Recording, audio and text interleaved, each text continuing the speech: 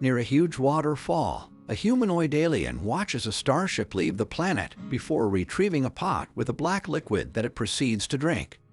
Immediately, the liquid begins taking over its body, making its skin black and dissolving its DNA, causing the alien to fall into the water. Its body begins dissolving as well, leaving its DNA to be taken away by the current. In 2089, a team of archaeologists led by Doctors Elizabeth and Charlie finds some paintings in a cave in Scotland that are at least 35,000 years old. They match a series of paintings they found all over the world from cultures that couldn't have shared the same information.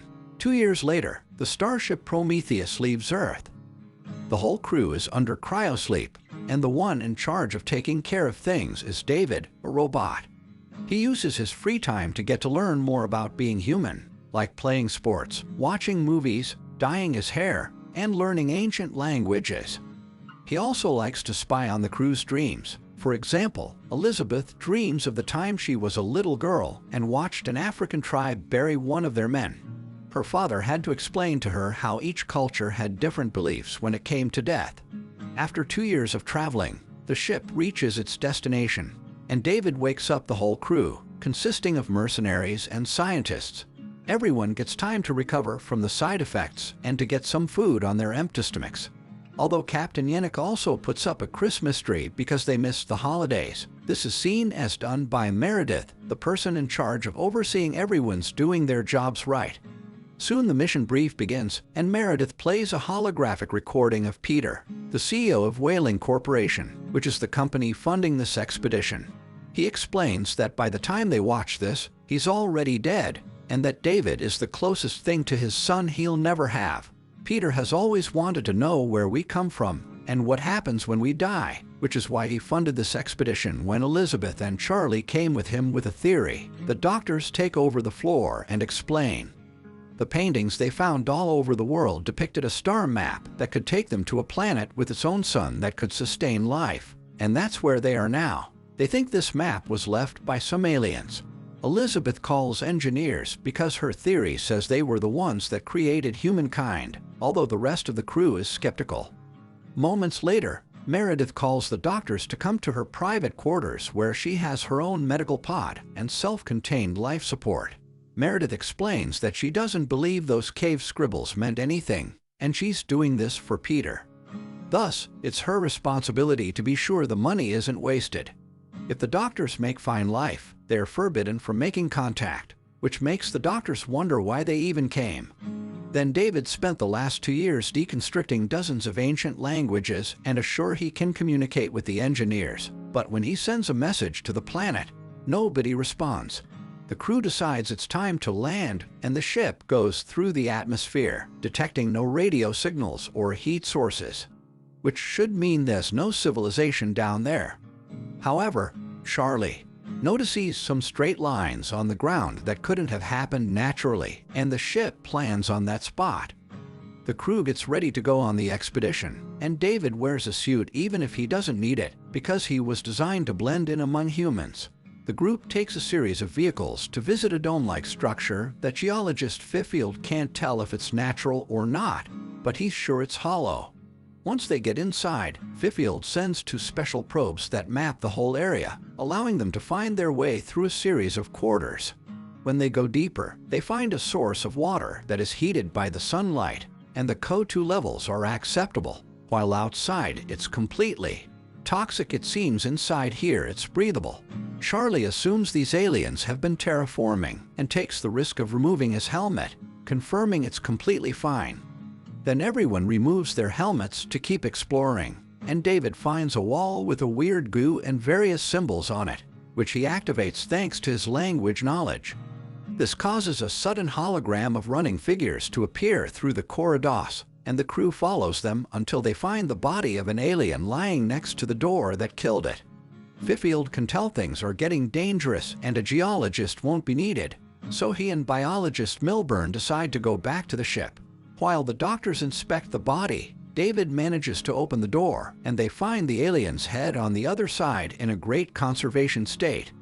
The rest of the crew finds more bodies, indicating the species is extinct.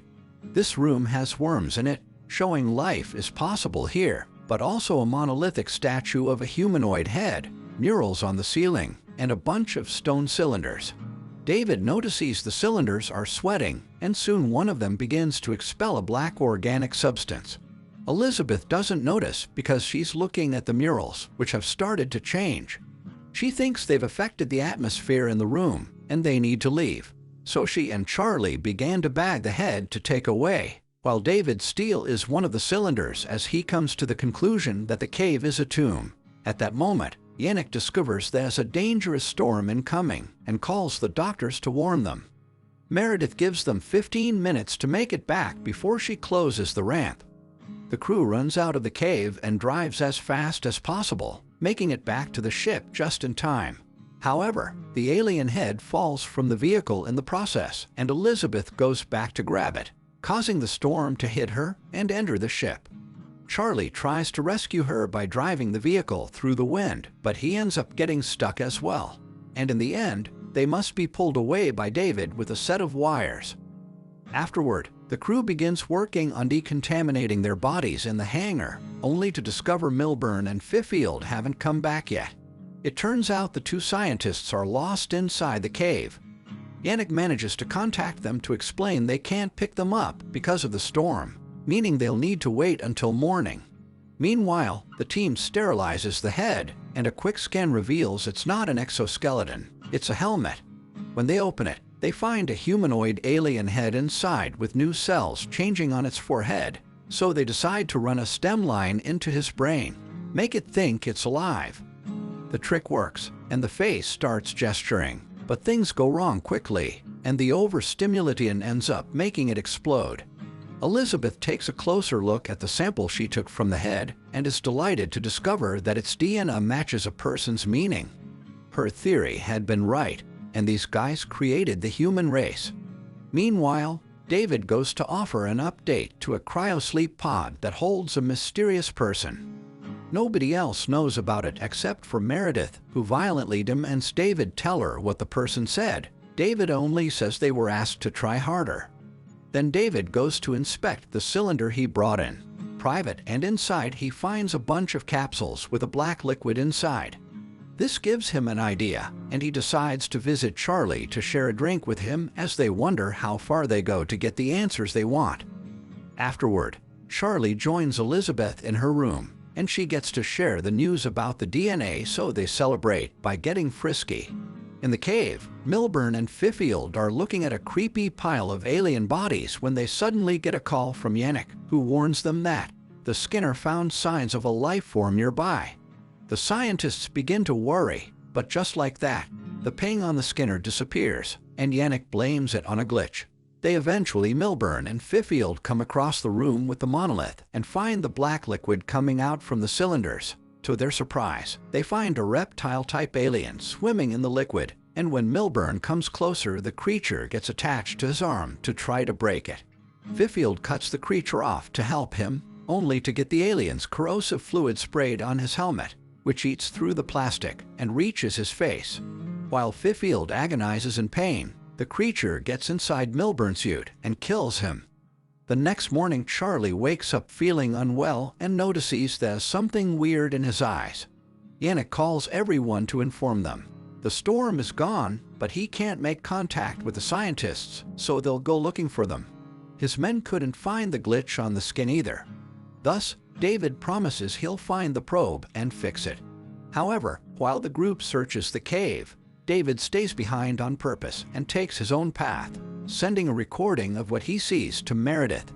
He finds another room full of thousands of cylinders and alien armor, then takes a quarter to a chamber with a bunch of cryosleep capsules.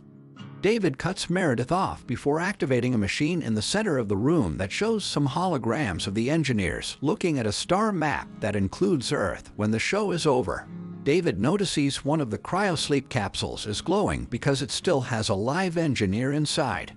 Meanwhile, Charlie keeps stripping during their search, and Elizabeth notices he's sick, but he keeps going anyway. When they finally find Milburn's body, they come closer to inspect it and cause the little reptile alien to jump out and slither away, yet Fifield dies nowhere to be seen. At that moment, Charlie starts to feel really sick. So Elizabeth asks everyone to go back in order to quarantine Charlie. By the time they return to the ship, Charlie's skin is starting to turn black, and Meredith meets them at the hangar with a flamethrower in hand. Because she doesn't want Charlie aboard, Yannick and Elizabeth start arguing with her, but Charlie thinks he has no future and walks to Meredith on purpose to make her toast him to the ground, while Elizabeth watches in agony. Moments later, the crew is quarantined and David runs tests on Elizabeth to check Charlie didn't infect her. To their surprise, the scan shows her to be 3 months pregnant, which is impossible because 3 months ago she had been under cryosleep. The fetus has a creepy, weird shape as well, and Elizabeth wants it out, but David points out they don't have the means or personnel to perform such surgery. Suddenly Elizabeth is abdomen beings, hurting terribly so. David gives her some medicine to make her sleep. Some minutes later, a few crew members wake Elizabeth up in order to take her to a cryosleep capsule until they can decide what to do with her fetus. Elizabeth refuses to keep this thing and fights everyone off before running away until she finds Meredith's medical pod. She asks for a cesarean, but for some reason the pod is only calibrated for men and can't do it. So instead Elizabeth asks for the extraction of a foreign body. The machine accepts this and gives her some anesthetics, but they aren't strong enough, and she still feels unbearable pain as a chlorine moves the strange status from her body. The fetus immediately pops in. A creepy alien comes out of it, which begins shaking its tentacles to try to free itself. Elizabeth has to stand the attack while the machine closes her wound, but as soon as the stitches are done, she leaves the pod and locks the alien inside it, leaving it to be put to sleep by the anesthetics. In the meantime, Yannick notices something weird standing in front of the ship, and one of the crew members goes to check. It turns out to be a mutated Fifield who begins attacking all the people in the hangar. A fierce fight begins among all the men, and since bullets don't do anything to Fifield, they end up using the flamethrower to kill him. Elizabeth wanders around the ship until she makes it to the infirmary to ask for medicine, and there she's surprised to discover Peter is still alive. He was the guy in the extra cryosleep David had been talking to in the medical pod had been for him. Peter wants to meet his maker directly and demand answers, so David will take him to the engineer he found in the cave. Elizabeth tries to explain this planet is dangerous and not what they thought, but her warnings are ignored. Unwilling to give up, Elizabeth pushes through her pain and suits up to go back into the cave. Yannick finds her and points out this can't be the engineer's home. Planet the cave is probably some military installation where they were making that black liquid as a weapon of mass destruction that leaked and killed them. Yannick wants to return to Earth, but Elizabeth convinces him to wait until she gets in contact with the remaining living engineer. Peter is getting ready to leave too, and Meredith comes to try to stop him from dying in some hole as she calls him father, but Peter ignores her warnings as well. When the crew reaches the cave, David tells everyone to take off their helmets because he knows the disease isn't in the air, implying he was the one that put the black liquid in Charlie's drink. The crew reaches the new room with the thousands of cylinders, and David calls it a cargo hold. This new scan angle makes Yannick and Meredith realize this isn't a cave, it's a starship. David activates the machine while he explains the engineers were in the process of leaving for Earth when they lost control of the black liquid that killed them. The last engineer has woken up, and Elizabeth tries to ask some questions, but Peter makes one of his mercenaries put her up with a hit before he begins asking philosophical questions of his own. David translates into Proto-Indo-European, but the engineer reacts by taking David's head and using it to kill Peter. Then he pushes Elizabeth away to kill the mercenaries that are wasting bullets on him.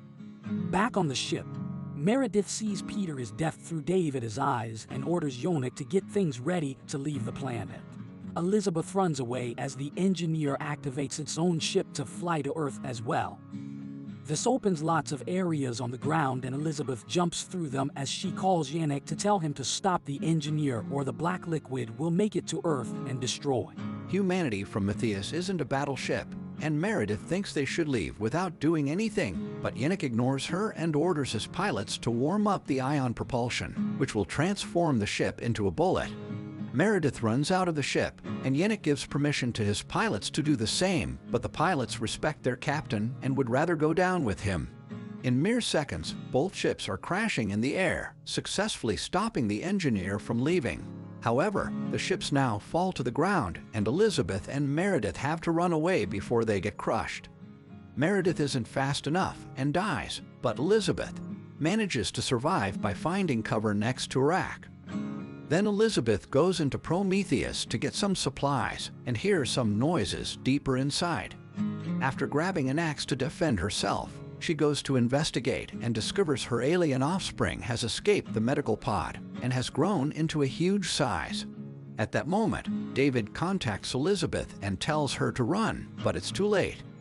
The engineer shows up and pushes Elizabeth against the wall to kill her. Elizabeth thinks fast and opens the door behind her, which releases the alien offspring that immediately jumps on the engineer. As Elizabeth runs away, her offspring thrust Compositor down the engineer's throat and subdues him outside the ship. Elizabeth is having a breakdown when he's suddenly contacted by David, who explains the engineers of more ships underground and he can pilot them.